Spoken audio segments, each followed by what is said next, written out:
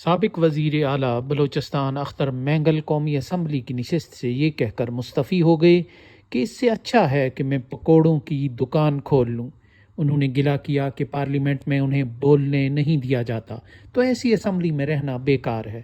اختر مینگل کے مطابق اب پاکستان کے سب سے بڑے قانون ساز ایوان کی حیثیت اب پکوڑوں کی دکان جیسی بھی نہیں رہی۔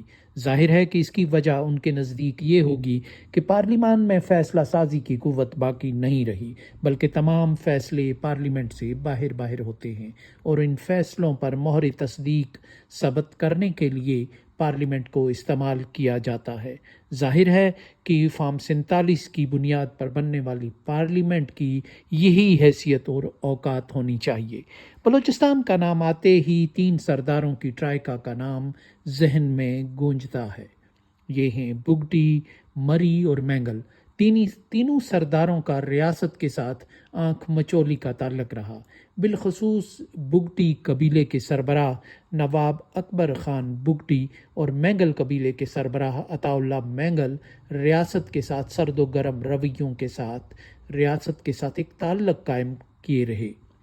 نواب خیر بخش مری البتہ ریاست سے مستقل ناراض رہے اور وہ ایک سخت گیر رہنما کے طور پر دنیا میں موجود رہے، لیکن ان کے بیٹوں نے ریاست کے ساتھ اول ذکر 2 بلوچ رہنماؤں جیسی پالیسی اپنائی رکھی۔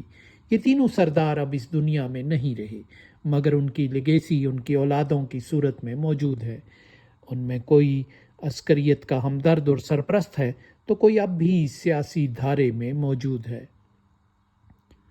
اختر مینگل کا شمار انہی رہنماؤں میں ہوتا ہے جو آخری حد تک پارلیمانی سیاست اور ریاست کے ساتھ جڑے رہے۔ ایک مقام ایسا آیا جب انہوں نے اس طرز سیاست کو خیر آباد کہنے کا فیصلہ کیا۔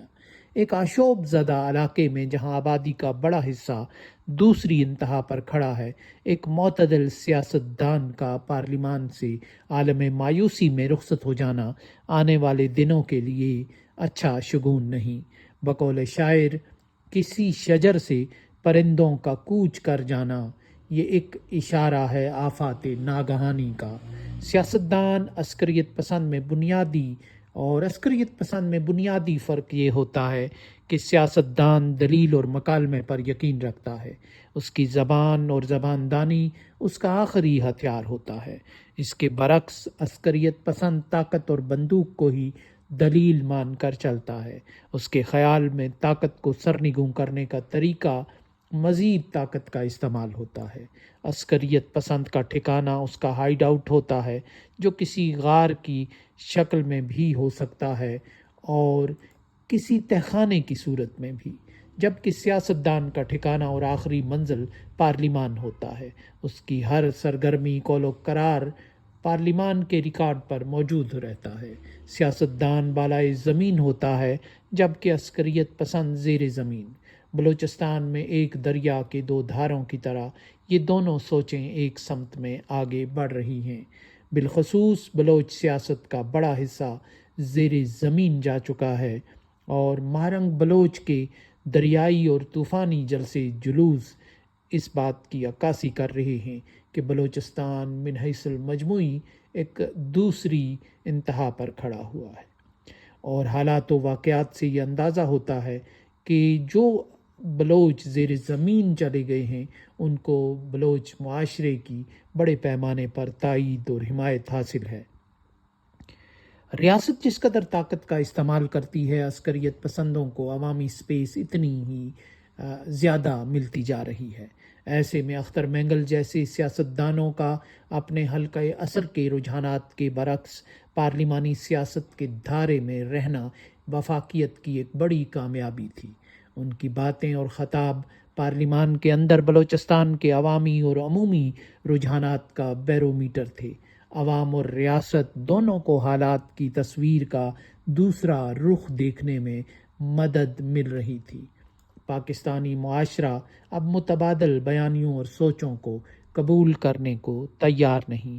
اس کے باوجود اختر مینگل جیسے سیاستدانوں کا پارلیمانی دھارے سے بوجھل قدموں اور تھکے ہوئے لہجے کے ساتھ نکل جانا کسی طور اچھا نہیں۔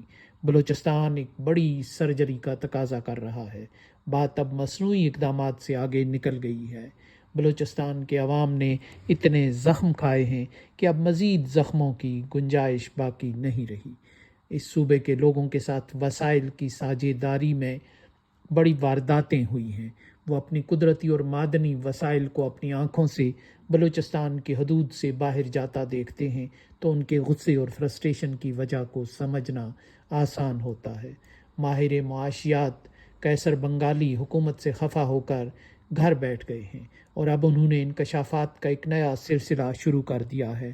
انہی میں ایک انکشاف یہ ہے کہ گوادر پورٹ کے ریونیو میں پاکستان کا حصہ صرف 9% تھا، گویا کہ 91% منافع چینی کمپنیوں کا ہے۔ 9% میں سے بلوچستان کے حصے میں کیا آئے گا، یہ بات مزید وضاحت کی محتاج نہیں۔ 9% میں بلوچستان کے عوام کے حصے میں حسب روایت محرومی ہی آئے گی، اور وہ گوادر پورٹ کی روشنیوں اور وہاں جاری تجارتی سرگرمیوں اور دیو ہیکل بحری جہازوں کی آمد و رفت کے نظاروں سے ہی لطف اندوز ہو سکتے ہیں۔ ایسے عوام دشمن معاہدات کرنے والے کون ہیں؟ ظاہر ہے کہ جنہوں نے یہ معاہدات کیے وہ اپنا حصہ وصول کر کے اپنی راہ لے چکے ہیں۔ اب پاکستان جانے اور اس کی آنے والی نسلیں حالات کے اس آئینے میں بلوچستان اور پاکستان کے مستقبل کو دیکھا جا سکتا ہے۔ ایسے میں اختر مینگل جیسی پرامن اور معتدل آوازیں بھی خاموش ہو جائیں تو پھر بولنے کے لیے باقی کون رہے گا؟